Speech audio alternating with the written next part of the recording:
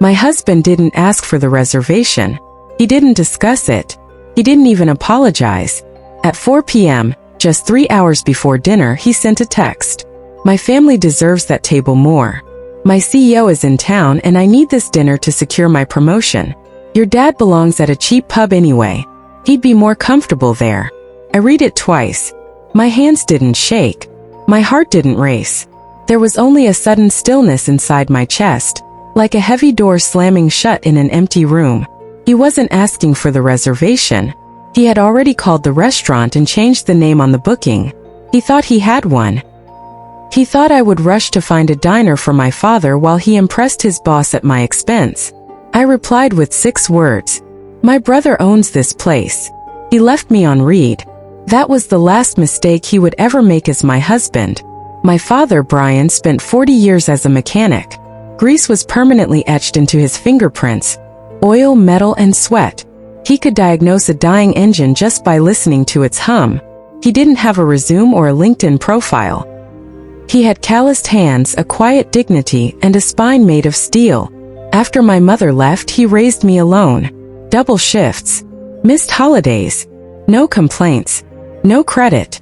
Just work. Then there was Logan. Logan didn't fix things, he sold them. A sales executive who called himself a visionary. He ironed his jeans. Leased a car more expensive than my first year of college. Treated life like a performance where the audience was anyone who could promote him. The contrast between the two men in my life wasn't subtle. It was violent. When my dad visited, he scrubbed his hands 3 times before touching anything. Afraid to stain our pristine living room. Logan watched him with a polite smile that never reached his eyes. The kind you give someone you tolerate, not respect. To Logan, my father represented everything he feared. Invisibility. And nothing represented visibility more than the Gilded Anchor. A legendary waterfront restaurant in Boston. Glass mahogany, old money. 6-month waiting list. CEOs and senators walked in without reservations. Logan worshipped that place. Not for the food, but for what it symbolized. Status. Validation. Belonging. For my father's 65th birthday, I wanted one night where he felt seen. Where he wasn't treated like background noise. So I secured a reservation. Logan didn't ask how I did it. He only saw opportunity. We lived in the guest house behind his parents' estate. On paper it looked generous. In reality, I was financing their lifestyle. Then came the renovation. Mom wants to redo the bathroom, Logan said casually. Italian tile. Heated floors. Rainfall shower. $12,000. We're paying for it, he said. Or rather, you are. I paid because growing up poor teaches you a dangerous lesson. That stability is something you have to earn by overgiving. I wrote the check. They never said thank you. That's when I realized the cage wasn't golden. It was tightening. The week of my father's birthday, Logan grew desperate. His CEO was visiting. He needed that table. Cancel your dad's dinner, he said. He won't appreciate it anyway. When I refused, he threatened me. The next morning while I was in the shower, he went through my phone, forwarded the confirmation, called the restaurant pretending to be me. I found out at 4 p.m.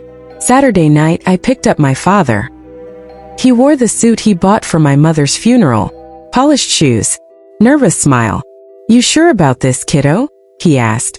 Tonight, I said, squeezing his hand. You eat like a king. At the restaurant, the maitre d' frowned. Your party has already been seated. I led my father inside. And there they were. Logan, his CEO, his parents. At our table. Logan blocked us. He doesn't belong here, he hissed. He looks like he's here to fix plumbing. My father shrank. That's when I raised my hand. The kitchen doors opened. A man in chef's whites walked out. His name embroidered on his chest. Christopher. The entire staff froze. He walked straight past Logan and hugged my father. Happy birthday, Dad. Then he turned. You're sitting at my father's table. He laid out every receipt. Every dollar Logan took from me. Every lie.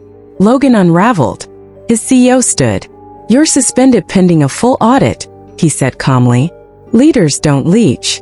I removed my wedding ring and placed it on the bill. That $12,000? I said. Your severance package. We ate in the chef's private room. Laughter. Warmth. Real food.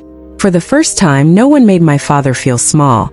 Months later, Logan lost his job, then his image, then his leverage. The divorce was quiet. Final. I moved into my own place. Peacefully. I ran into Logan once at a grocery store. No suit. No confidence. You look good, he said. I am, I replied, and walked away. There's a kind of poverty money can't fix, the poverty of the soul. Logan wore expensive suits and was bankrupt inside. My father wore a cheap suit and was the richest man I knew. I stopped buying seats at tables where I was never welcome. I built my own. And the view was perfect.